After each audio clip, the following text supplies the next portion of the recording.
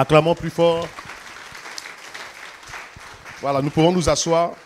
Je crois que le pasteur Cyril a posé un très très bon cadre la semaine dernière. Je vais surfer sur énormément de choses qu'il a eu à dire concernant la dimension tripartite de l'homme. L'homme est un esprit qui vit dans un corps et qui possède une âme. Il a bien expliqué les trois dimensions de l'homme. Et je vais beaucoup surfer sur ça parce que nous sommes dans des séries d'enseignement. Et donc, la première session va forcément compléter, la deuxième session va forcément compléter la première et la troisième au fur et à mesure. Et c'est pourquoi j'invite tout le monde, vous avez reçu l'enseignement du pasteur Cyril, réécoutez cela, ce qui va être donné également ce matin, écoutez la semaine prochaine et dans les prochaines semaines. La mort de la chair, la mort en soi et la mort du vieil homme. 3 morts. Ce matin, nous allons un peu parler de mort. Amen. Vous ne voulez pas qu'on parle de la mort? Voilà. Voilà, c'est important de parler de la mort. Vous savez, il n'y a pas la vie sans la mort. Le principe de la vie commence d'abord par la mort. D'ailleurs, j'ai souvent l'habitude de le dire, et ce n'est pas moi qui l'affirme, mais la parole de Dieu, parce que la Bible s'explique par elle-même, les Écritures s'expliquent par les Écritures. La Bible déclare, l'agneau de Dieu a été immolé avant la fondation du monde. Ça signifie que le monde dans lequel nous vivons, d'accord, a été précédé d'abord par un sacrifice, par une mort. Donc, il n'y a jamais de vie sans la mort. Amen, amen. La mort de la chair, j'aimerais que tu dises la mort de la chair, la mort en soi, la mort du vieil homme.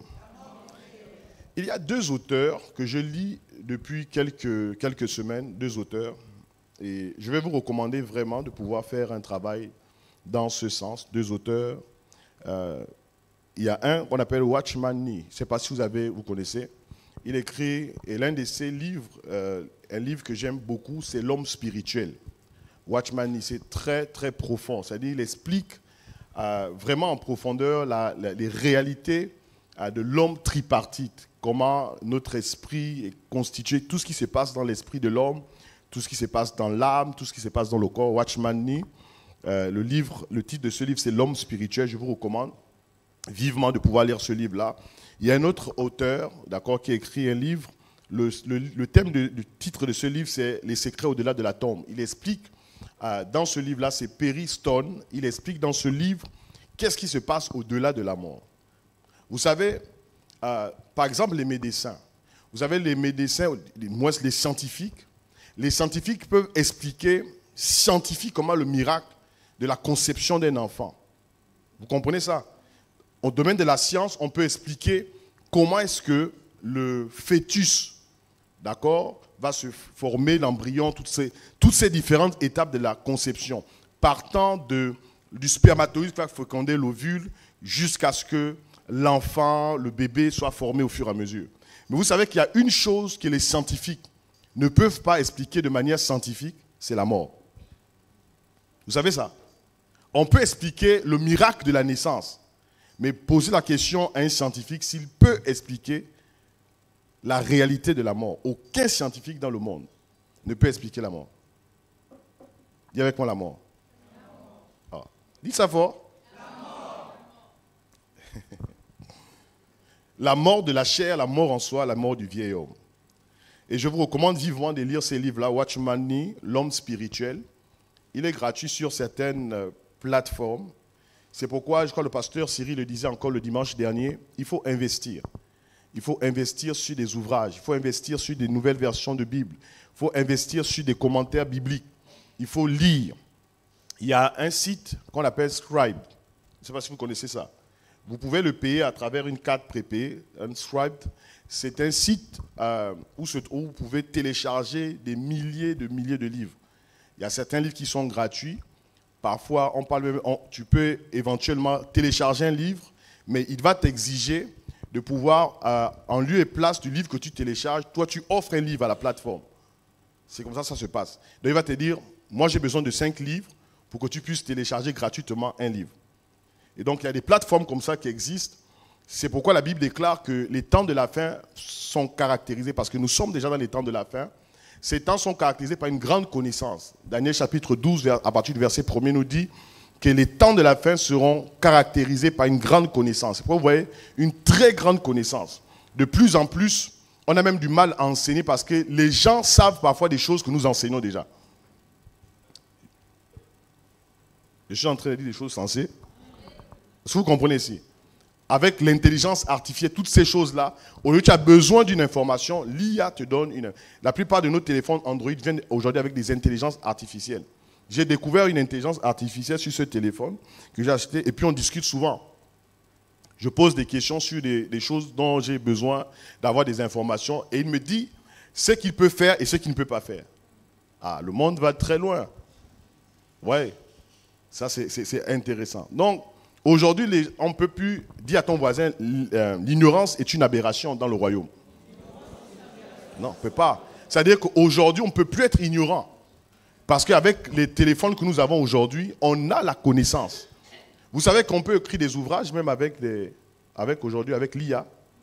C'est-à-dire tu prends un titre et tu dis à l'IA, structure-moi ça. Il ne va pas te donner peut-être tout un ouvrage structuré parce que c'est tout un gros travail. Il n'a pas la révélation parce que la révélation, c'est l'émanation de l'esprit. Donc lui va te donner, il va aller piquer ça et là, toutes les informations qu'il va retrouver dans tous les algorithmes, toutes les bases de données virtuelles, de quoi le pasteur a expliqué ça très bien le dimanche dernier. Et donc, si tu frappes par exemple spirituel, il va te donner toutes les informations qu'il a sur ce qui concerne la spiritualité. C'est la raison pour laquelle tu ne peux pas être ignorant. Amen, amen. La mort. Dans le livre de la Genèse, au chapitre 2, lorsque l'homme est créé au chapitre 1er déjà, il est formé au chapitre 2 de la Genèse, parce que Dieu dit, créons l'homme à notre image, selon notre ressemblance, et vous savez tout cela, Genèse chapitre 1er, à partir du verset 26, 27, 28, et au chapitre 2, on parle de la formation de l'homme. Dieu va former l'homme au travers de la poussière de la terre, et l'homme devient une âme vivante. Pourquoi une âme vivante? Parce que simplement, lorsque l'homme est créé, dans le jardin, il se trouve deux arbres. Il y a l'arbre de la connaissance du bien et du mal, il y a l'arbre de la vie. Et donc, Dieu est conscient à cette période précise de l'histoire de l'humanité, du commencement de l'humanité dans laquelle nous vivons, qu'il y a un arbre de la vie et l'homme mange de cet arbre. C'est pourquoi il est une âme vivante. C'est une âme qui est vivante par le fait qu'il est connecté à un arbre qu'on appelle l'arbre de la vie, qui est symbole de Jésus. Donc, avant que l'homme ne soit chassé du jardin, il mange du fruit de l'arbre de la vie. L'interdiction vient au moment où il chute. C'est là où Dieu dit, parce que l'homme est devenu comme l'un d'entre nous, en ce qui concerne la connaissance du bien et du mal, il demeurait dans le jardin. Nous chassons l'homme pour sécuriser quoi? L'arbre de la vie. Est-ce que vous êtes avec moi? Mais rappelez-vous d'une chose, je suis en train de poser le cadre. Dieu dit, avant que l'homme ne chute, que si tu manges du fruit, tu mourras. C'est ça. Et je suis sûr que lorsque la femme est créée, du moins formée à partir de la côte, parce que la création est une réalité, on va dire, je ne sais pas comment dire cela, disons bicéphale dans le sens où, quand Dieu crée pas uniquement l'homme. C'est-à-dire qu'au moment où Dieu parle de la création de l'homme, c'est l'homme et la femme qui sont créés en même temps. Vous comprenez? Mais l'homme est formé le premier. C'est bon. Ça signifie que quand la femme apparaît devant l'homme, je pense que l'homme donne toutes les informations concernant sa conversation avec Dieu. Notamment le fait de l'interdiction de manger le fruit de l'arbre de la connaissance du bien et du mal. Est-ce qu'on est d'accord ici? J'élève un équivoque. Ce fruit, ce n'est pas une pomme. On dit simplement un fruit. Je ne sais pas de quel fruit il est question, mais certains disent pomme. Je ne pense pas que ce soit une pomme. On dit simplement le fruit. Dis avec moi le fruit. Voilà. Lorsque la femme mange et donne ensuite à son mari, je vous pose la question. Est-ce qu'ils sont morts? Ils sont morts, oui. Mais pas physiquement. Ils sont morts spirituellement. Il y a eu une déconnexion de l'esprit de l'homme avec Dieu. Hier, je parlais de ce qu'on appelle prophétique. Prophétique, ce n'est pas être prophète. Prophétique, c'est la capacité que Dieu donne à un homme, à un humain, homme comme femme, d'écouter la voix de Dieu. C'est pourquoi l'homme le plus prophétique fut Adam. Il n'était pas le prophète Adam. Il était simplement Adam et il écoutait Dieu. Donc, être prophétique, c'est être un humain qui écoute Dieu. Ce n'est pas être un prophète. Est-ce que je parle à un peuple? Alors, l'homme meurt, disons par son esprit. Le pasteur l'a expliqué, réécouté. Adam vit combien de temps après qu'il ait chuté? 930 ans. Je crois que c'est quelque chose comme ça. Parce qu'il a 130 ans au moment où Seth va naître. Parce que Caïn a déjà tué Abel. Caïn a été chassé de la face de Dieu. Ensuite, Seth va naître. C'est 930. 930. C'est ça. Genèse chapitre 5, verset 3 à 5. Adam avait 130 ans lorsque son fils Seth est né. Il a vécu 930 ans. Genèse chapitre 5, verset 3 jusqu'au verset 5. Mais l'on constate que Adam, malgré le fait que Dieu ait déclaré que si tu manges du fruit, tu mourras, on constate que physiquement, il a continué à vivre. Il a même vécu très longtemps, 930 ans, parce qu'à cette époque, les gens pouvaient atteindre même les 1000 ans d'existence. 930 ans. C'est extraordinaire. Dis avec moi, extraordinaire. Dis ça plus fort. Donc, on peut vivre tout en étant mort. Tu peux être assis là. Tu as 50 ans, mais tu es déjà mort. Parce que la réalité de la mort, en ce qui concerne Dieu, n'est pas la même réalité de la mort en ce qui nous concerne. Preuve. Est-ce que vous savez que la mort, ce n'est pas le fait que quelqu'un ne respire plus? La mort, ce n'est pas l'arrêt cardiaque. Parce qu'il y a des gens qui ont arrêté sur le lit de l'hôpital à respirer, mais ils vivent encore. Sinon, on ne parlerait pas de réanimer de quelqu'un. Si on réanime quelqu'un, ça signifie que cette personne se trouve où? Ah. Ce matin, on parle de la mort. Amen. Parce que, écoutez très bien.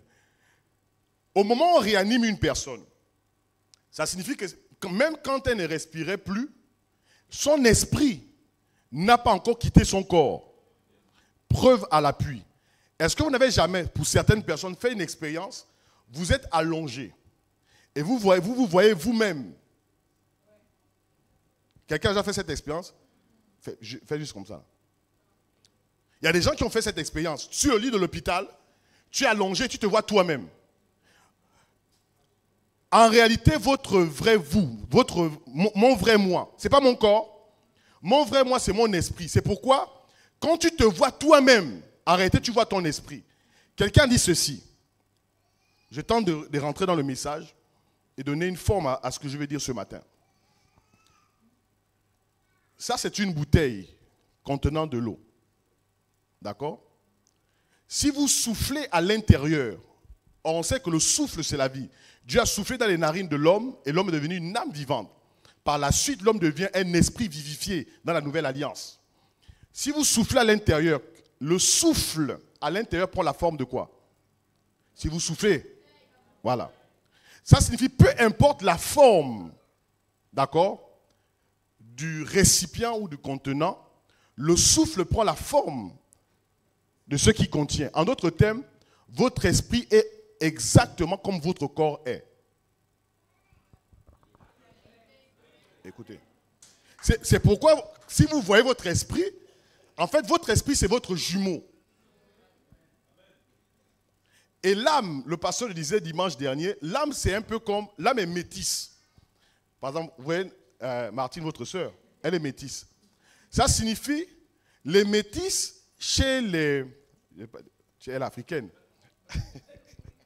Les métis chez les Africains sont considérés comme des blancs. Mais les métis chez les blancs sont des Africains. C'est comme ça que l'âme est. En fait, l'âme est en même temps spirituelle et en même temps charnelle. Mais ça dépend de comment votre esprit. Si votre esprit domine votre âme devient spirituelle.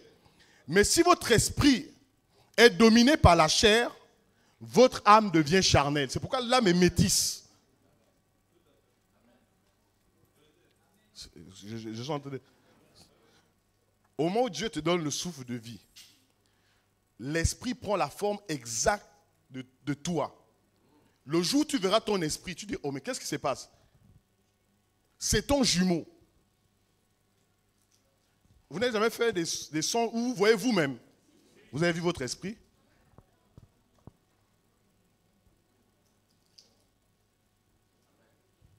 Amen. Les gars, il dit pas en fait, ce n'est pas la sorcellerie. Non. Non. Non, non, non. Le problème, écoutez ici, suivez ici là. Alors, vous aimez quand on parle de ces choses, revenons. Nous allons parler de la mort de la chair, la mort du vieil homme, la mort de quoi? La mort en soi. C'est ça votre esprit. Cette expérience, il m'est arrivé cette expérience, pasteur Cyril, une fois, j'étais gravement malade. Je crois que c'était un neuropalu. Et les parents pensaient même que je devais partir. Moi, je n'ai jamais été hospitalisé. Et j'étais là, à l'époque, on donnait les Nivaquine, des trucs comme ça là. On m'a donné une Nivaquine et puis je ne sais pas trop quoi. Et puis j'étais allongé. Et quand je regarde sur le plafond, je me suis vu moi-même. J'ai fait cette expérience une seule fois. J'avais l'âge de peut-être 9 ans. J'ai jamais raconté cette histoire-là. Et je me suis dit, mais qu'est-ce que j'ai fait sur le plafond? En réalité, c'est la négociation entre la vie et la mort. Je vais donner une autre explication. On va avancer. Lorsqu'un bébé naît, lorsque nous sommes nés, quelle est la chose, quel est le lien qui fasse en sorte, quelle est la connexion qui fasse en sorte qu'un bébé puisse vivre? Le cordon ombilical. Au moment où le bébé va naître, le spécialiste va couper le cordon. Et à partir de ce moment, le bébé vit par quoi? L'air, vous êtes sûr de ça?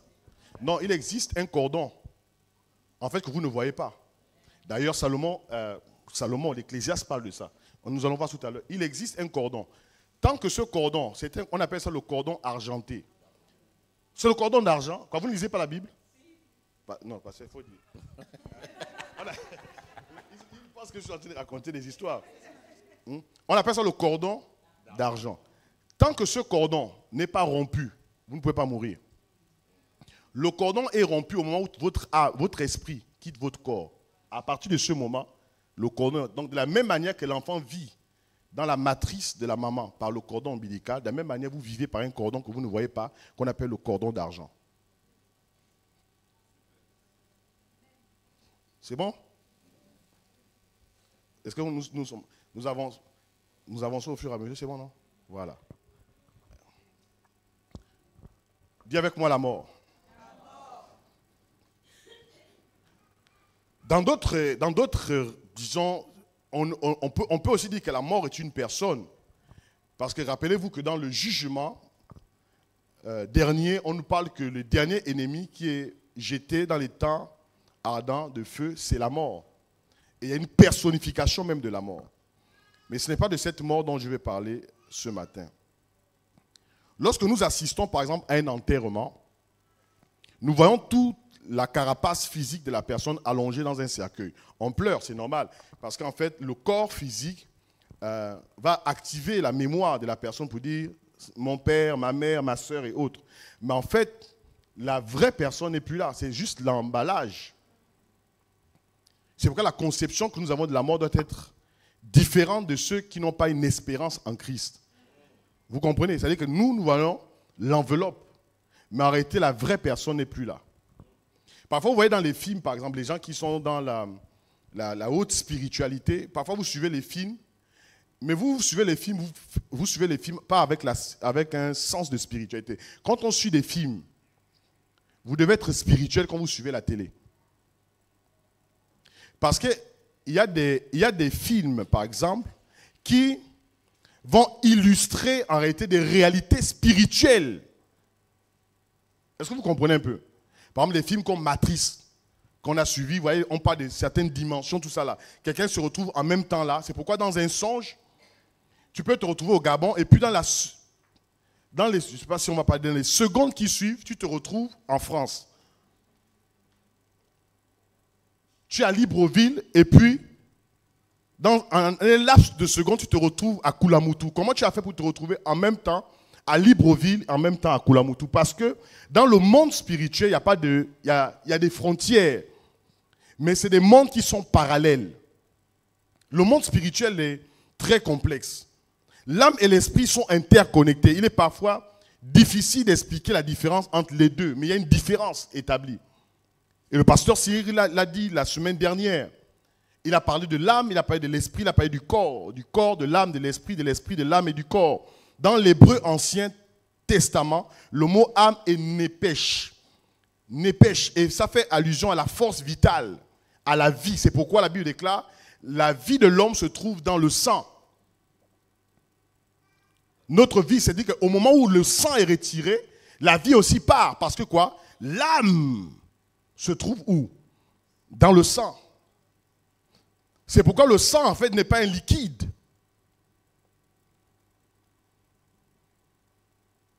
Selon Lévitique, chapitre 17, verset 11, la vie, également, en hébreu, c'est népêche. Le mot pour esprit, c'est rouach, et peut traduire le vent, le souffle, l'esprit. Ainsi, lorsque Dieu a formé l'homme, il a façonné un corps. Et lorsque Dieu a soufflé dans les narines de l'homme, l'homme est devenu une âme vivante. Amen. Dans le langage hébraïque, le mot rouach, qui signifie esprit, a environ 9 significations. Et 3 grands blocs d'esprit existent. Il existe l'esprit de Dieu et les anges qui sont des esprits. Satan également est un esprit. Rappelez-vous que Dieu est le père de tous les esprits. Et les mauvais anges, les mauvais esprits également sont émanés, sortent de Dieu, mais simplement sont devenus des esprits impurs. Et il y a aussi ce qu'on appelle l'esprit de l'humanité ou l'esprit humain. Parce que lorsque Dieu souffle dans les narines de l'homme, ce n'est pas le Saint-Esprit qui souffle. C'est la vie, en réalité, qui souffle ici. Et notre esprit est différent du Saint-Esprit. C'est pourquoi lorsque nous expérimentons la nouvelle naissance, la Bible déclare que l'Esprit de Dieu rend témoignage à qui? À notre esprit que nous sommes devenus enfants de Dieu. Donc il faut donner l'information à notre esprit que nous sommes devenus enfants de Dieu, que nous appartenons dorénavant à Jésus. Tout à l'heure je disais que je vais m'appuyer sur ce que le pasteur Cyril a dit dimanche dernier, parce qu'il a posé le cadre. L'âme peut être charnelle ou spirituelle, selon la façon dont nous nourrissons notre esprit. Si quelqu'un a une âme charnelle, ça signifie qu'il ne nourrit pas son esprit. Lorsque nous parlons de circoncision du cœur, ce message ne s'adresse pas à quelqu'un qui n'est pas né de nouveau. Lui, il ne comprend même pas les questions de circoncision du cœur, purifie ton cœur, non. La première étape, c'est la nouvelle naissance. C'est bon pour tout le monde? Est-ce que jusqu'à présent c'est bon? C'est bon? On peut avancer? Ecclésiaste chapitre 12, versets 5 à 7. Ensuite, nous allons commencer à lire les textes qui sont soumis à la thématique de ce matin. Je voulais poser le cadre. Ecclésiaste chapitre 12, versets 5 à 7. Car l'homme va dans sa demeure éternelle et les pleureuses parcourent les rues. Souviens-toi de ton Créateur avant que la corde d'argent ne se délie. Vous voyez, vous vous rappelez du cordon d'argent, non?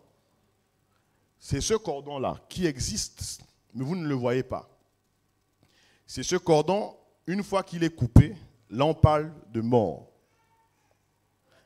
Parce que je l'ai dit il y a quelques minutes, le fait de ne plus respirer ne signifie pas qu'une personne est morte. Vous comprenez? C'est bon pour tout le monde? Lorsqu'on parle de résurrection, ça signifie qu'en fait, la mort est constatée, l'esprit est parti. C'est pourquoi lorsque Jésus a été crucifié, qu'est-ce qui s'est passé par rapport en ce qui concerne son esprit? Il a rendu l'esprit. Là, on parle de résurrection. Mais lorsque quelqu'un est réanimé dans une salle de réanimation, ce n'est pas une résurrection. Parce qu'en fait, le cordon d'argent ne s'est pas encore détaché. C'est bon? Est-ce que jusqu'à présent, tout est OK? Nous avançons. Le mot pour mort, c'est le mot mavet. En hébreu, mavet qui veut dire la mort, mavet, M-A-V-E-T-H, mavet, ça signifie la mort, ça signifie le lieu de la mort, ça signifie aussi la tombe. C'est de ce mot que vient le mot mout qui signifie être mis à mort. Lorsque Dieu dit à Adam, le jour où tu mangeras du fruit dont je t'ai défendu, tu mourras. Le mot aussi est mout. Ça signifie mettre à mort, mourir, le lieu de la mort. Et Watchman Nee, qui a écrit cet ouvrage sur l'homme spirituel, nous enseigne un certain nombre de choses. Je disais, allez lire ce livre. Il est plein de richesses sur les réalités de l'homme tripartite. Paul parle de ça dans 1 Thessaloniciens chapitre 5, verset 23. Il parle de notre corps, de notre âme, de notre esprit qui soit trouvé irrépréhensible devant Dieu pour le jour de son avènement. Le corps, c'est notre aspect physique, notre lien avec le monde matériel. Je vais aller rapidement, parce que ces choses ont été dites la semaine dernière. L'âme est le siège, et vous le savez déjà, de notre personnalité. Cela comprend nos émotions, nos sentiments, les affections, notre volonté, nos choix, nos décisions, notre intellect, la pensée, le raisonnement. C'est notre conscience de soi. L'esprit, c'est la partie la plus profonde de notre être, conçue pour la communication avec Dieu. C'est par l'esprit que nous recevons la vie divine lors de la nouvelle naissance. On n'est pas né de nouveau par le corps, on n'est pas né de nouveau par l'âme, on est né de nouveau par notre esprit qui est régénéré. Et cet esprit va maintenant impacter notre âme et notre corps. C'est bon pour tout le monde? Amen. Alors, qu'est-ce qu'est la chair? Puisqu'on parle de la circoncision de la chair, il faut savoir qu'est-ce qu'est la chair. Est-ce que la chair, c'est juste cette enveloppe? Qu'est-ce que la chair? Dans la Bible, et particulièrement dans les écrits de Paul, le terme chair signifie sarx. Sarx, S-A-R-X, sarx. La chair parle du corps physique, mais va au-delà du corps physique. La chair, c'est notre nature humaine, déchue, rebelle à Dieu. C'est l'ensemble de nos désirs, passions, nos pensées, nos motivations qui sont tournées vers le moi. La chair parle aussi de notre amour pour le monde. La chair est en opposition à l'esprit. La chair est le principe du péché en œuvre en nous. C'est ça aussi la chair. Donc quand on parle de la chair, on ne parle pas juste de l'enveloppe. On parle de tous ces principes, de la nature pécheresse. C'est cela la chair. Quand on dit quelqu'un est charnel, le mot aussi c'est sarkikos. C'est une personne sans structure, comme le ver de terre. C'est ça qu'on appelle sarkikos. Sarkikos, en fait, ça vient de sars. Sarkikos, sans structure. Quand tu vois un homme charnel, tu sais qu'il est charnel. Tu vois une femme charnelle, tu sais qu'elle est charnelle. Tu vois une église charnelle, vous savez qu'ils sont charnels. L'église de Corinthe était une église charnelle. Donc, chair n'est pas forcément associée au don. Tu peux manifester les dons, tu peux prophétiser, être charnel. Sarkikos, dis avec moi sarkikos. Charnel. Dis avec moi charnel. Dis ça plus fort. Or, moi, je suis en Christ. Mais si on me fait quelque chose, moi, je vais insulter. Tu es sarkikos, tu es sans structure. Sarkikos, sars. Sarkikos. Il y en a qui se battent encore. Charnel. Tu es dans un embouteillage. Quelqu'un a fait un dépassement. Tu baisses la vitre de ton véhicule et tu sors une phrase. Et tu demandes pardon. Dis avec moi sarkikos. Charnel. Oh, je suis charnel, je suis charnel. Charnel, charnel, charnel, charnel. Les gens pensent qu'être spirituel, c'est manifester les dons. Rappelez-vous que l'église de Corinthe a manifesté les dons spirituels. Mais il y a un enfant qui a pris la femme de son père. Donc, on peut manifester les dons et aller coucher avec la femme de son père. Pour certains commentateurs bibliques qui pensent que le père avait une nouvelle femme. Ce n'était pas sa mère, en fait, le monsieur. C'était une femme que le père a pris. Et a décidé, comme Ruben, de monter sur la couche de son père. J'ai entendu des gens de Chloé, qu'il a au milieu de vous des disputes, des discussions, des disputes, comme des païens. Dis avec moi sarkikos. Oui, oui, oui. Il faut que la chair meure. Parce que vous êtes trop vivant. Oui. Galates chapitre 2, verset 20 dit quoi? Ce n'est plus moi qui vis. Qui vit en nous, c'est Christ. Mais nous sommes vivants. Nous sommes vivants dans notre langage. Nous sommes vivants. Même la chair aussi se manifeste par notre manière de nous vêtir. Quand on voit une personne se vêtir, on sait que cette personne est spirituelle ou charnelle. Ne dis pas seulement que Dieu est dans le cœur. Dieu est dans le cœur. Si nous sommes spirituels, cela doit se faire ressentir par la transformation et la mort de notre chair. Qu'est-ce que le soi? Le soi, c'est quoi? En français, le soi réfère à plusieurs concepts, et principalement en psychologie et en biologie. Le soi désigne l'ensemble des représentations qu'une personne a d'elle-même. Et on a vu cela avec Paul. Paul dit par exemple, il dit, mais quant à la loi, moi je suis réprochable. Circoncis au 8e jour, de la tribu de Benjamin. Mais toutes ces choses-là, il a regardé ça comme quoi?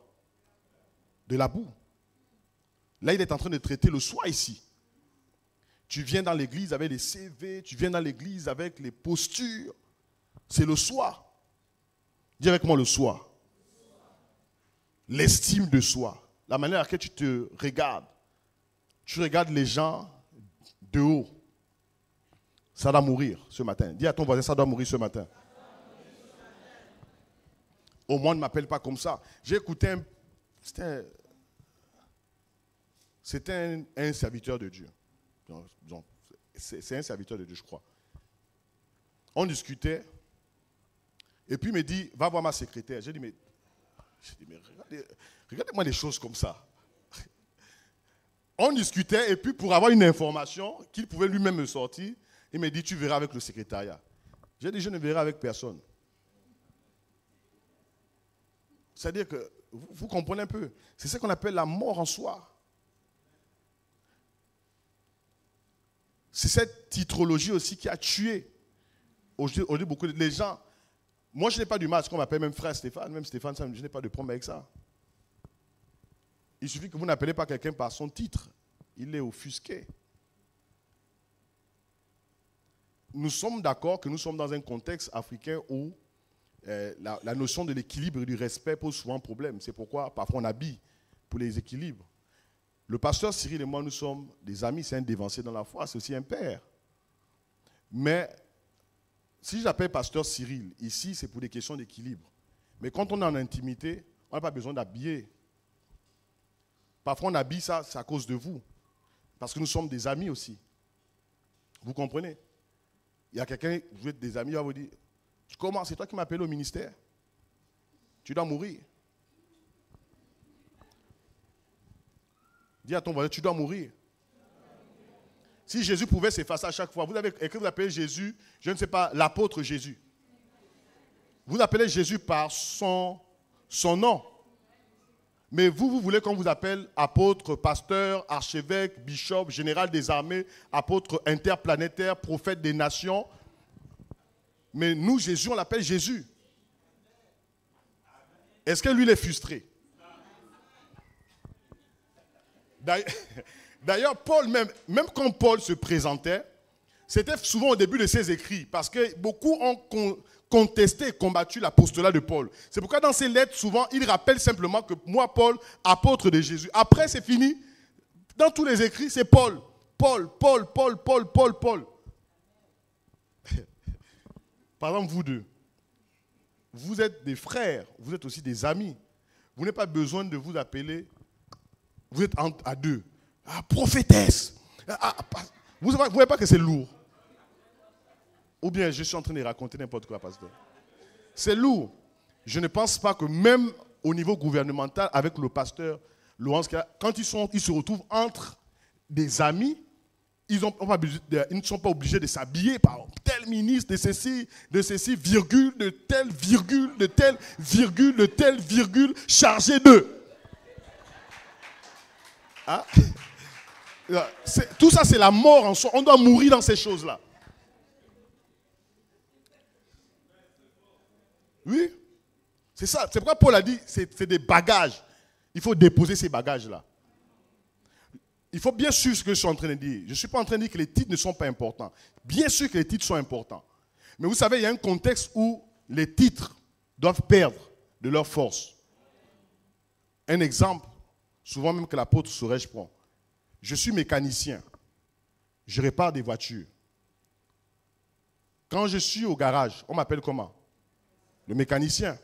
Mais quand je rentre à la maison et que j'ai des enfants, qui va accepter que l'enfant l'appelle le mécanicien vient d'arriver?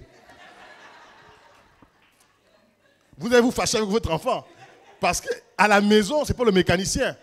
À la maison, c'est papa ou à la maison, c'est maman. Si quelqu'un se fâche parce qu'on ne l'appelle pas mécanicien ou le pharmacien ou je ne sais pas trop quoi, c'est un problème de la mort en soi. Vous comprenez ça? C'est le problème de la mort en soi. Il faut qu'on meure dans ces choses. Peu importe les personnes qui sont élevées en dignité, quand elles arrivent dans le contexte familial, on appelle par le prénom, on appelle maman, on appelle tantine, on appelle mamie. C'est ça la vie. Les titres ont toujours un contexte.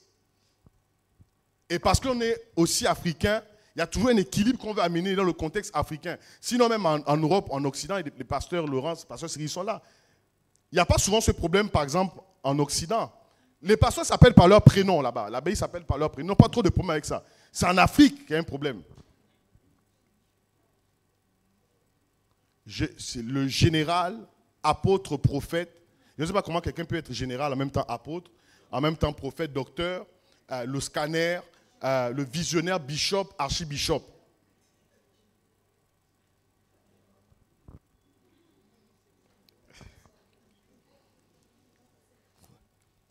Qu'est-ce que le vieil homme?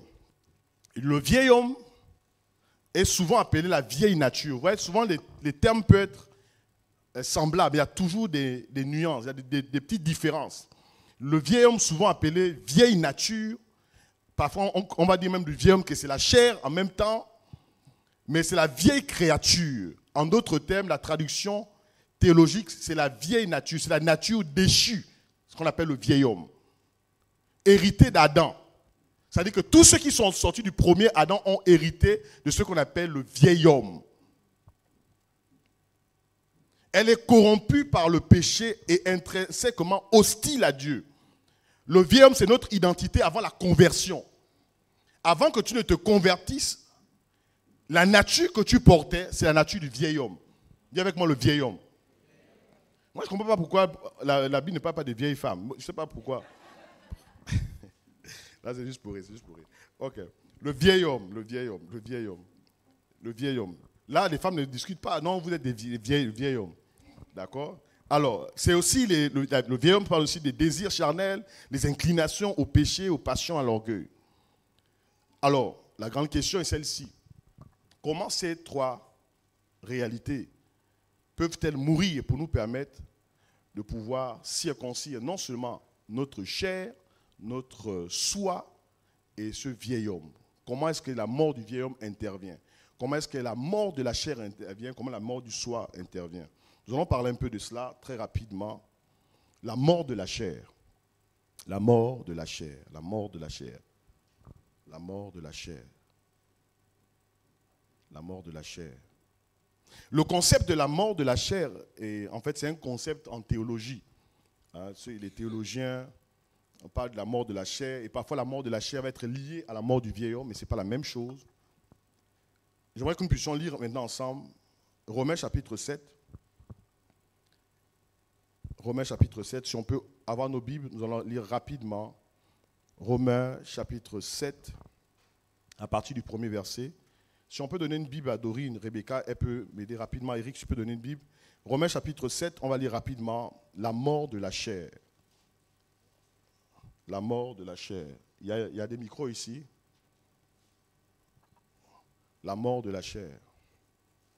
Romains chapitre 7, à partir du premier verset. Tu peux lire ça ici. Voilà, lis ça ici rapidement. À partir du premier verset. Il déclare ce qui suit. Vas-y. Ignorez-vous, frères, car je parle à des gens qui connaissent la loi, que la loi exerce son pouvoir sur l'homme aussi longtemps qu'il vit. Ainsi, une femme mariée était liée par la loi à son mari tant qu'il est vivant. Mais si le mari meurt, elle est dégagée de la loi qui la liait à son mari. Verset 3. Si donc, du vivant de son mari, elle devient la femme d'un autre homme, elle sera appelée adultère. Tu peux aller directement au verset 7. Verset 7. Vas-y. Que dirons-nous donc? Que dirons-nous donc? La loi est-elle péché? La loi est-elle péché? Loin de là. Vas-y. Mais je n'ai connu le péché que par la loi. Je n'ai connu le péché que par la loi. En fait, s'il n'y a pas de loi, on ne peut pas connaître le péché. Vas-y. Car je n'aurais pas connu la convoitise si la loi n'eût dit. Vas-y. Tu ne convoiteras point. Vas-y. Et le péché, Vas-y. saisissant l'occasion, produisit en moi par le commandement toutes sortes de convoitises. Car sans loi, le péché est mort. Continue, vas-y, vas-y. Pour moi, étant autrefois sans loi, je vivais.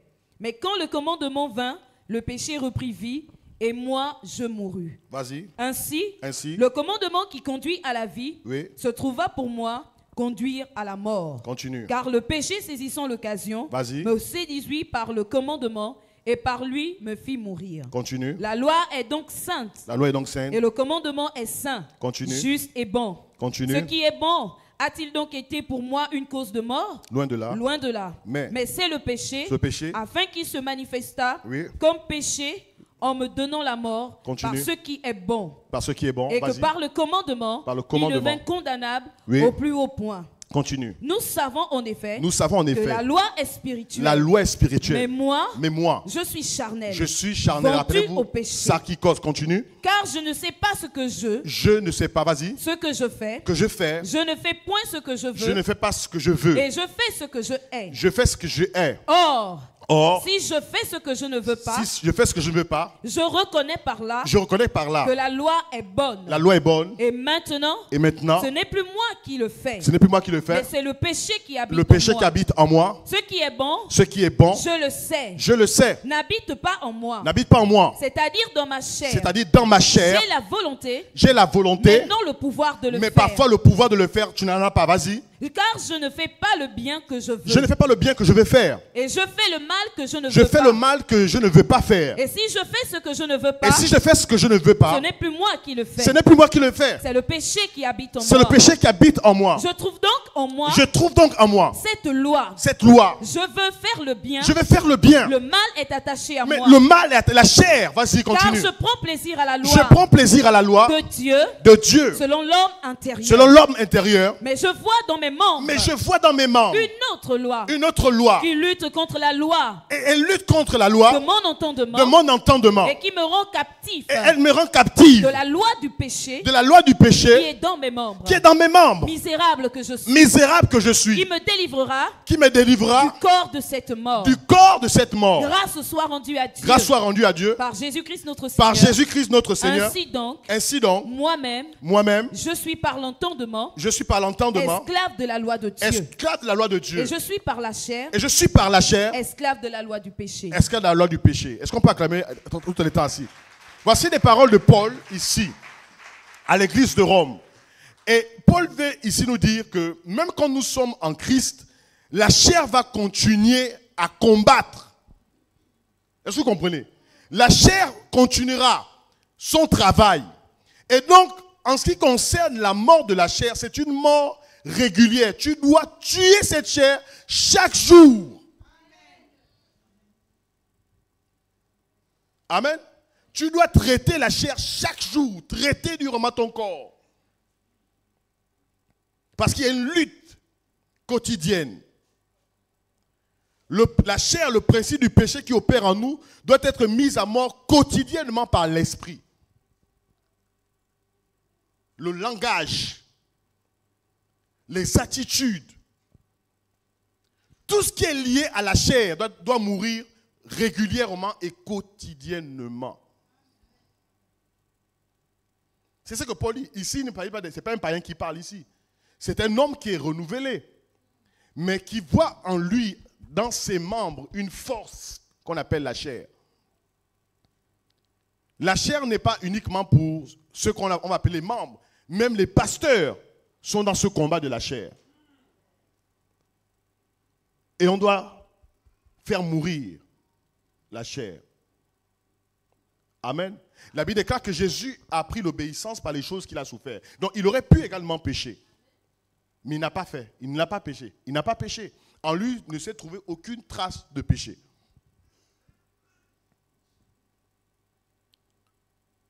Et Romains chapitre 7 décrit cela, on pourrait même aller jusqu'au chapitre 8.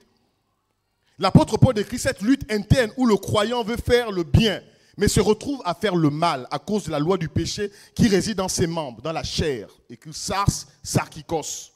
Cette expérience montre que la chair est toujours active, même quand nous sommes dans le Seigneur. Frère, tu te retrouves dans un endroit où les gens passent le temps à critiquer. Sors des critiques. Le ministère, l'un des ministères au Gabon, le ministère du Congo, ça. Tu sais que ce groupe-là, au travail, ces femmes passent le temps à critiquer. Tu fais quoi à l'intérieur? Pose la question à ton frère. Tu fais quoi dans ce groupe?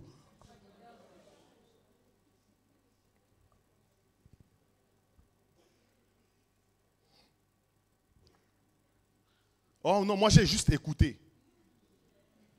Je ne parlais pas. Moi je n'ai rien dit. Tu es charnel. Parce que c'est comme un non-fumeur qui se retrouve au milieu des fumeurs. Tu as fumé? On va dire non. Mais en réalité, en respirant, tout ce qui sort de la bouche des fumeurs, tu deviens fumeur. Là où les gens se retrouvent à faire un certain nombre de choses. Non, moi j'étais là, je n'ai rien fait. Tu le fais assise. Tu le fais assis. Dans la mort de la chair, nous identifions la mort des désirs et des œuvres charnelles. Paul en parle dans Galates chapitre 5, verset 16 jusqu'au verset 18. Il parle des œuvres de la chair. Elle est partie où? C'est qui l'a lié? Oh, tu es partie où, soeur? Prends tes bagages, viens ici. S'il te plaît, est-ce qu'on peut acclamer le Seigneur pour elle? Viens m'aider avec la lecture. Les désirs et les œuvres charnelles. Galates chapitre 5, verset 6. Qu'est-ce que nous devons faire mourir quotidiennement? Les œuvres de la chair. Galates chapitre 5, à partir du verset, commence même à partir du verset 14. La mort de la chair. La Bible déclare ce qui suit. Vas-y. Car toute la loi est accomplie dans une seule parole. Toute la loi est accomplie dans une seule parole. Dans celle-ci, tu aimeras ton prochain comme toi-même. Tu aimeras ton prochain comme toi-même. Mais si vous vous mordez, vous. Et vous dévorez les uns les autres. Ah, attends d'abord. Vous dévorez les uns les autres. Il y a des maisons qui sont des centres spirituels des critiques. Et là, l'argent sort facilement pour faire le bouillon. Oui. Là, on sort l'argent facilement, on va faire des trucs. On va faire un after. L'after, là, c'est l'after avec le nom de quelqu'un. Vous vous mordez vous-même. Continue, vas-y. Prenez garde que vous ne soyez détruits les uns par les autres. Les uns par les autres. Vous savez, il y a un principe avec lequel je marche. Ne passez pas le temps à critiquer. Ne passez pas le temps à salir les noms des gens. Ne faites pas ça. J'ai l'habitude de dire, parfois dans le rêve de quelqu'un se trouve ton propre rêve. Si les frères de Joseph savaient que dans le rêve de Joseph, là, même dans son immaturité, pendant qu'il partageait ça, ils se trouvaient à l'intérieur de leur propre destinée. Parfois, la personne que tu combats là, vas-y, continue, sœur.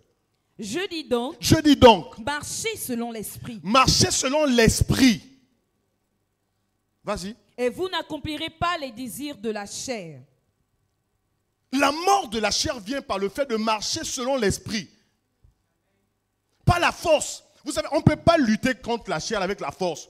Attache-toi sur le lit, prends des cordes, des chaînes, les cadenas bâtis plus.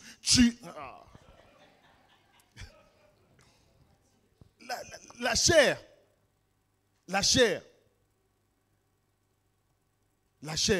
Des serviteurs de Dieu, des grands serviteurs comme les Jimmy Shogat, des revivalistes, voilà, sont tombés. Pourquoi? C'est la chair.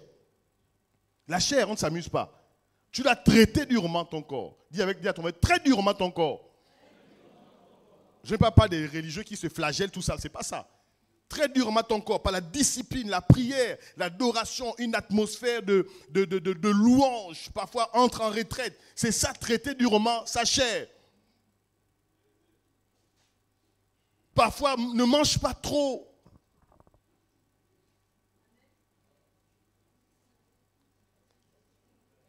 Quand on dit ne mange pas trop, il suit.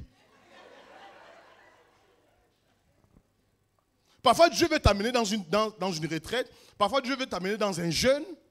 Parce qu'il faut traiter ça ta chair. Parfois, tu ressens même en toi-même que c'est le temps de te mettre un peu à part. Peut-être prendre 48 heures. Prends 2 jours, mets-toi à part. Prends 3 jours, mets-toi à part.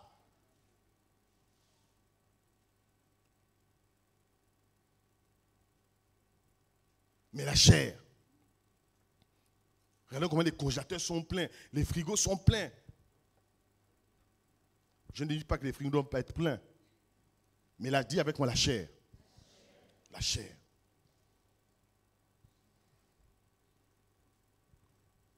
Vas-y.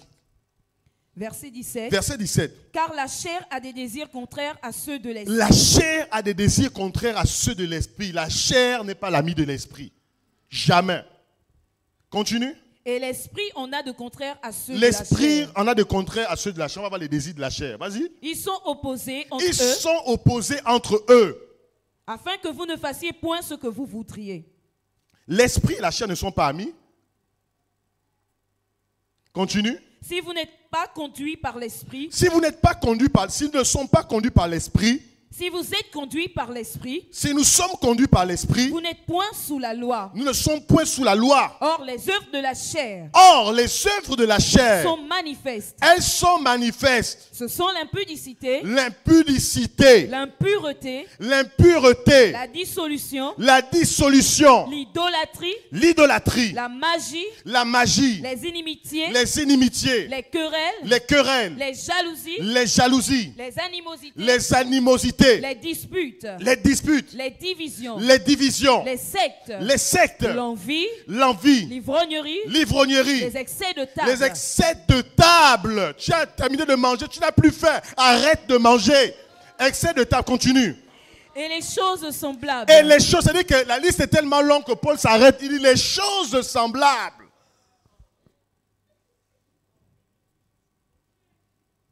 Reprends la liste, reprends la liste. Reprends. On n'a pas bien entendu. Vas-y. Or, les œuvres de la chair. Sont manifestes. Elles sont manifestes. Ce sont. L'impudicité. Adultère. Parce qu'impudicité, c'est un gros bloc. Cite bien ça. Ta version, c'est quelle version? Non, moi je vais lire ça. Les œuvres de la nature humaine sont évidentes. Ce sont l'adultère. J'aimerais dire aussi la fornication. Amen. Parce que quand on dit immoralité, on est là, bon, l'immoralité, c'est pas un problème. Adultère, fornication, l'immoralité sexuelle, c'est tout ça. Tout ce qui est débauche, c'est dedans. L'impureté, la débauche, continue frère, vas-y rapidement. L'idolâtrie, la magie, les haines, les querelles, les jalousies, les colères, les rivalités, les divisions, les sectes, continue. L'envie, les meurtres, l'envie c'est... C'est pas encore ton temps d'avoir certaines choses. Tu regardes les autres à la fin du cul pour dire mon temps c'est quand? Ton temps c'est après. C'est ça l'envie. L'envie produit le crime. Caïn a tué son frère à cause de l'envie.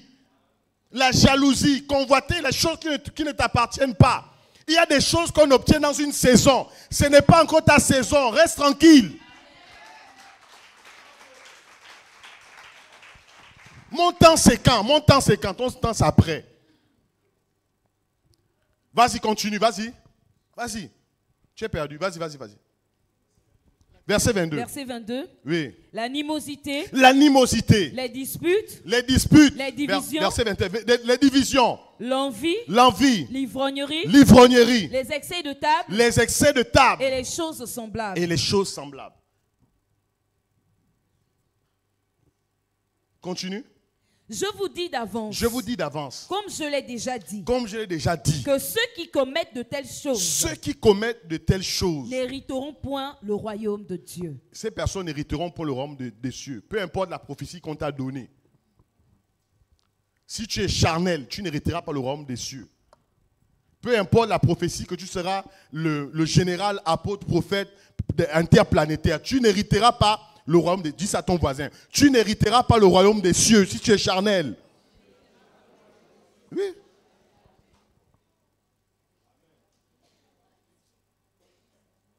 La mort de la chair est le processus pratique et quotidien par lequel le croyant, par la puissance du Saint-Esprit, refuse de céder aux désirs, aux inclinations de sa nature pécheresse et choisit de vivre selon la volonté de Dieu. C'est une crucifixion quotidienne de nos désirs égoïstes afin que Christ puisse régner pleinement en nous. Traite la chair. Amen. Est-ce que nous sommes d'accord avec ça? Tu peux lever juste avec comme ça. Je suis d'accord pour traiter la chair. Oui, oui. Traiter la chair. Traiter la chair. La mort en soi. La mort en soi. J'aimerais que nous puissions lire ensemble Matthieu chapitre 16, verset 24. La mort en soi. La mort en soi est une expression profonde. Ça parle simplement de la cessation de la vie. Ça ne parle pas simplement de la cessation de la vie physique, mais ça fait référence à la cessation de l'ego, l'orgueil, la mort en soi, la cessation de l'ego, du moi, centré sur l'individu. Moi, on ne peut pas me faire ceci. Moi, on ne me parle pas de cette manière. Moi, je ne suis pas d'accord. Vas-y, lis rapidement. Matthieu chapitre 16, verset 24. Vas-y. Alors Jésus dit à ses disciples. Si quelqu'un veut venir après moi. Qu'il renonce à lui-même. Qu'il se charge de sa croix. Et qu'il me suive. Qu'il renonce à qui? À lui-même. La mort en soi. Je vous disais tout à l'heure, je prenais l'exemple en ce qui concerne un homme de Dieu, je crois, certainement, qui, on discutait, c'était sur comme Messenger, on discute, et puis après il me dit, pour cette information-là, tu verras avec ma secrétaire. Vous voyez, quand quelqu'un n'est pas mort en lui-même, l'orgueil dans lequel nous nous trouvons, l'ego surdimensionné. Comment tu regardes tes frères à cause de ton bac plus 50? Oui. Parfois, le fait d'avoir fait des longues études, être très intelligent, faire en sorte que quand on arrive à l'église, on regarde les gens de haut. Parce qu'eux n'ont pas eu la grâce de faire de longues études. Tu écrases les personnes. La mort en soi. L'ego. Et parfois, je le disais, ici, je pense que les pasteurs qui m'ont précédé ont touché ces aspects-là. Comment nous traitons même nos employés à la maison. Ça prouve que la mort en soi. Il y a un problème de mort en soi. Comment les ménagères sont traités comme des esclaves. Comment les nounous sont traités comme des esclaves. Les gens torturent psychologiquement les dames de ménage, je ne sais pas. On les maltraite. Parce qu'il n'y a pas la mort en soi. Il y a un ego qui est là, l'orgueil. Il y a ce problème-là, même dans nos administrations. Vous voyez dans les hôpitaux, les gens traitent les malades comme si c'était des choses. Ah, va là-bas, attends là-bas, tu es têtu. Quelqu'un qui a l'âge de ton père, il est têtu. La mort en soi. Si quelqu'un veut suivre Jésus, qui renonce à lui, on ne vient pas à Jésus avec nos titres, avec nos diplômes, nous venons à lui. On doit se dépouiller quand nous venons au Seigneur. C'est pourquoi même l'église francophone doit apprendre à adorer même Dieu. On voit dans certaines églises, vous regardez sur Internet, certaines églises au Nigeria, au Ghana, vous avez même des gens qui sont élevés en dignité, des gens qui sont des ministres, qui sont élevés en dignité. Mais quand ils sont là, il y a quelqu'un qui joue à la batterie, il y a quelqu'un qui chante. Il y a des gens, ils estiment que quand ils sont arrivés à 40 ans, maintenant, les chantres, c'est pour les enfants. Ça, c'est un problème de mort en soi. Il y a des mamans qui chantent toujours dans les églises. Regardez l'église catholique. J'avais dit ça à Saint-Michel. Il y a beaucoup de mamans là. Oh non, ça c'est pour les enfants. Qui a dit que c'est pour les enfants chanter? D'ailleurs, on va faire la chorale des mamans ici, là. Acclamer le Seigneur. Oui. On va faire la chorale des mamans. Oui. Il faut qu'on fasse la chorale des mamans. Vous chantez, c'est pas grave. Vous chantez les chants de victoire, tout ce que vous voulez. Avec les papas aussi. Parce que quand on n'est pas mort en nous-mêmes, certaines choses au sein de l'église, on considère que c'est des choses des jeunes. Oh non, on ne peut pas aller là-bas, c'est machin, je ne peux pas me retrouver là en train de chanter. Oui. J'étais allé au décès de... Gisèle n'est pas là. C'était la belle maman, c'est ça? Mais j'étais vraiment impressionné, pasteur Laurent. J'étais impressionné par les mamans là qui chantaient. Je dis, oh mais c'est bien aussi d'être ici. Il y avait quelque chose de particulier. Vous voyez? Et puis le chant en langue aussi, il y avait quelque chose là, enfant. Il y avait quelque chose avec les balafons là. Quelqu'un qui sait jouer au balafon ici? Il n'y a personne. Ah, que Dieu nous pardonne. Oui. Il y avait quelque chose qui est différent du son du piano électrique. Il y a quelque chose dans un instrument. Ouais. Ah!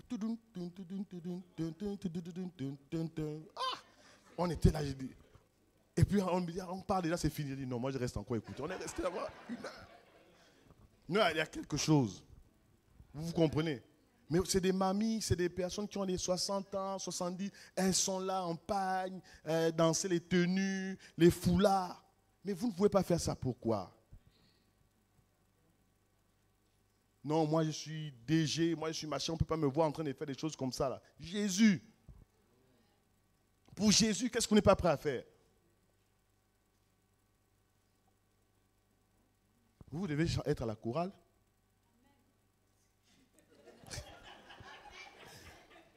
On va terminer.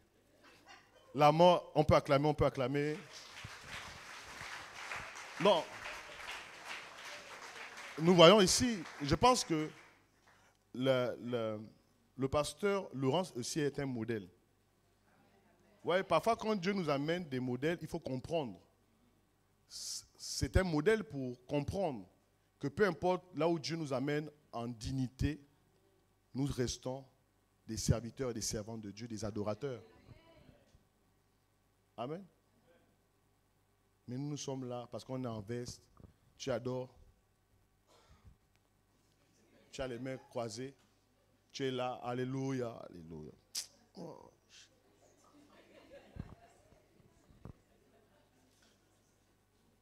La mort en soi. La mort en soi. Il faut qu'on meure en nous-mêmes. La mort en soi est un concept de transcendance qui fait en sorte que tout ce qui était lié à l'ego et toutes ces choses doivent tomber. Il y a un chant qui dit que tous les autres noms disparaissent. Je ne sais pas quand on le chante, est-ce qu'on chante ça vraiment? On réalise que tous les autres noms doivent disparaître. Nous jetons nos couronnes. Ça signifie quoi? Tout ce que tu es, tu jettes, tu tombes à genoux et tu... Les gens, même certaines personnes qui ont même honte de se mettre à genoux. Elles se mettent à genoux et regardent. Qui va me voir? Mais quand on adore Dieu, on ne regarde pas à gauche et à droite. Je termine avec la mort du vieil homme. Romains chapitre 6. J'aimerais que nous puissions le lire et c'est par là que je vais terminer. Je termine dans 5 minutes. Romains chapitre 6 rapidement. À partir du premier verset. Que dirons-nous donc? Vas-y. Demeurerions-nous dans le péché, oui, afin que la grâce abonde? Oui. Loin de là. Loin de là. Nous qui sommes morts au péché. Nous qui sommes morts au péché. Comment vivrions-nous encore dans le péché? Dans le péché, vas-y. Ignorez-vous que nous tous avons été baptisés en Jésus-Christ, c'est en sa mort que nous avons été baptisés. Vas-y. Nous avons donc été ensevelis avec lui. Nous avons été ensevelis avec Jésus. Par le baptême en sa mort. Par le baptême en sa mort. Afin que, comme Christ est ressuscité des morts. Comme Jésus est ressuscité des morts. Par la gloire du Père. Par la gloire du Père. De même nous aussi. De même nous aussi. Nous marchions en nouveauté de vie. Nous marchons en nouveauté de vie. En effet. En effet, si nous sommes devenus une même plante avec lui, nous sommes devenus une même plante avec Jésus, par la conformité à sa mort, par la conformité à sa mort, nous le serons aussi, par la conformité en sa résurrection. Par la conformité à sa résurrection. Sachant que notre vieil homme, voici verset 6 du chapitre 6 de Romains, sachant que notre vieil homme a été crucifié avec lui. En fait, la différence entre la mort de la chair et la mort du vieil homme, c'est que le vieil homme il est déjà mort en réalité. Dès qu'il y a eu la crucifixion, une fois que tu reçois Jésus dans ta vie, tu as tué le vieil homme. Vas-y, continue, vas-y. Afin que le corps du péché fût détruit pour que nous soyons plus esclaves du péché. Quand nous sommes en Christ, nous ne sommes plus esclaves du péché, quoi que nous péchions. En fait, nous devons être conscients que le vieil homme a déjà été crucifié.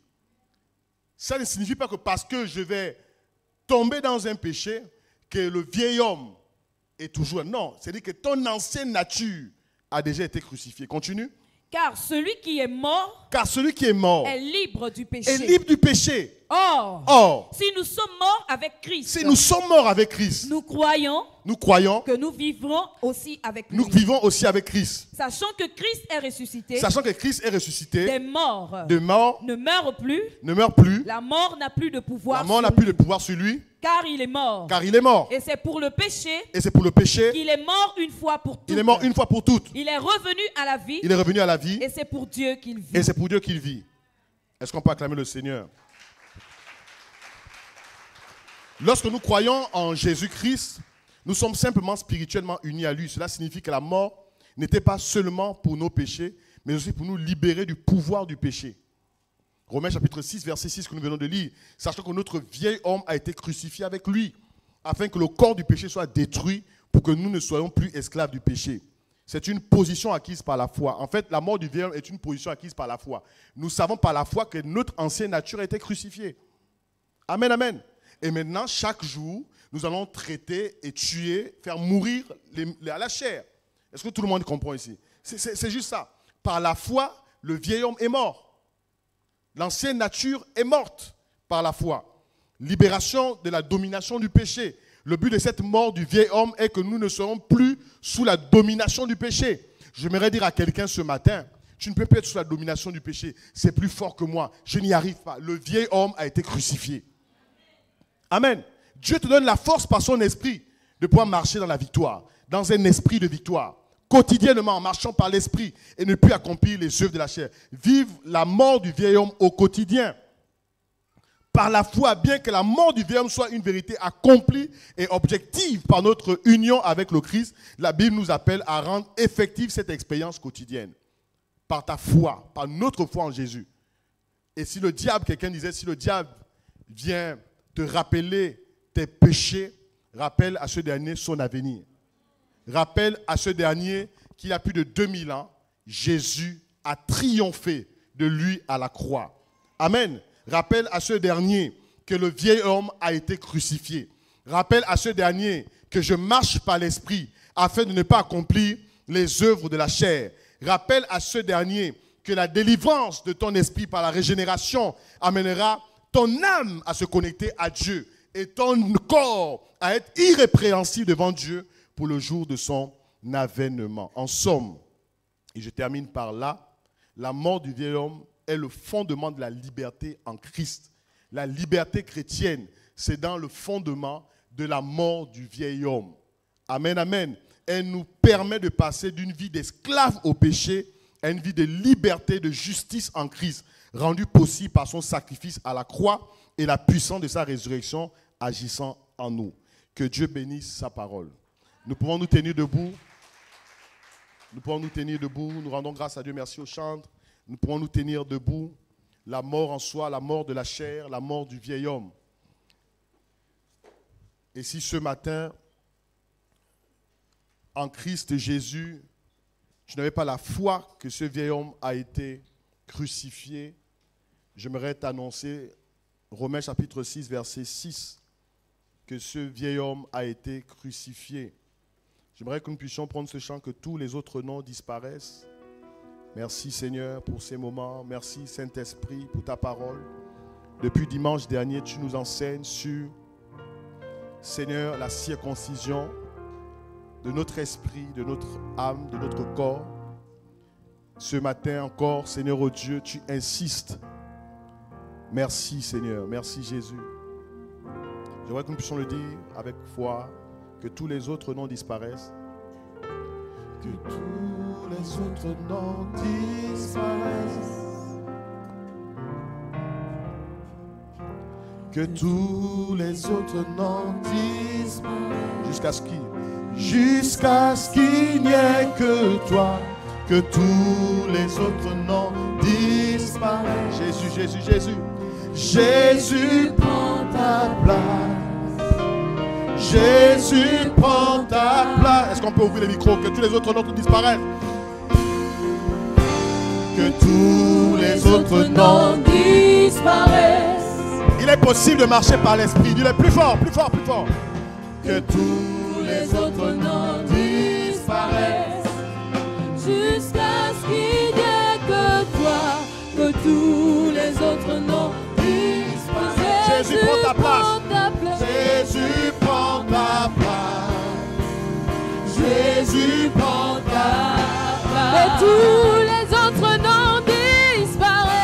Que tous les autres noms disparaissent. Que tous les autres noms disparaissent. Que tous les autres noms disparaissent. Jusqu'à ce qu'il n'y ait que toi.